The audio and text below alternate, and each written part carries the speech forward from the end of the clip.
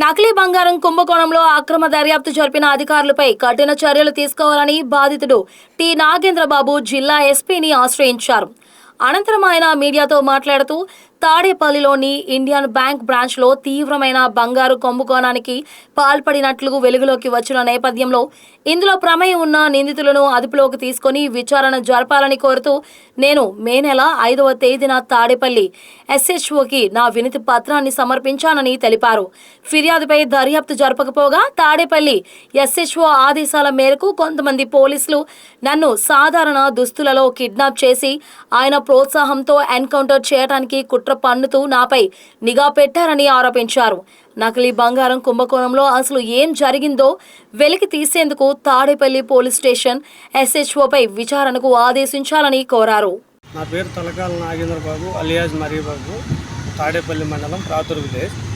తాడేపల్లి ఏరియాలో గత 6-7 సంవత్సరాలుగా సోషల్ యాక్టివిస్ట్గా నా దృష్టిలోకి వచ్చినటువంటి ఎటువంటి విషయానైనా హైకోర్టులో రిట్ పిటిషన్లు ఫైల్ చేయడంలో కానీ ప్రతి ఒక్క దాంట్లో యాక్టివ్గా ఉంటాం నా అలవాటు. అదేవిధంగా తాడేపల్లి ఇండియన్ బ్యాంకులో ఫేక్ గోల్డ్ పెట్టి కొంతమంది 50 లక్షలు విత్డ్రాయల్ చేశారనేది గత 3 నెలల కిందట నా నోటీసులోకి వచ్చింది.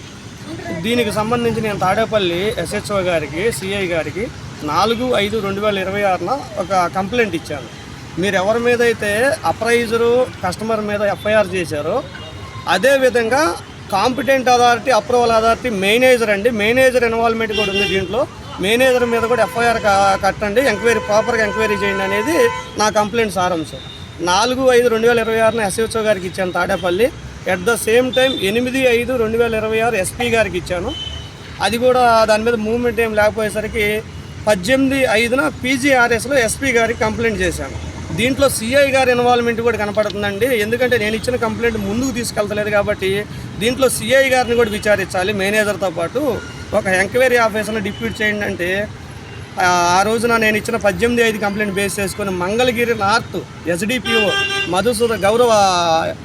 మధుసూదన్ సార్ని డిప్యూట్ చేశారు ఎంక్వైరీ ఆఫీసర్గా. సార్ కూడా చాలా సానుకూలంగా దీని మీద ఎంక్వైరీ చేసి దీని మీద ఆయన మూవ్మెంట్ చేయట్లేదు సిఐ గారు, ఎందుకు మీరు డ్రాప్ అవ్వచ్చుగా నాతో చెప్పారు. లేదు సార్, ఇది ఎంతైనా సరే నేను దీని మీద పబ్లిక్ మనీ మిస్యూజ్ అయింది, దీంట్లో తగ్గే ప్రసక్తే లేదు, నేను దీని మీద కాంపిటెంట్ కోర్టుకి వెళ్ళైనా సరే బాధితులకి పబ్లిక్ మనీ ఇట్లా మిస్యూజ్ అవ్వకూడదు, ఇట్లాంటి బ్యాంక్ ఫ్రాడ్స్ని మనం ఎంటర్టైన్ చేయకూడదని చెప్పి నేను ఎస్డిపిఓ గారికి చెప్పాను.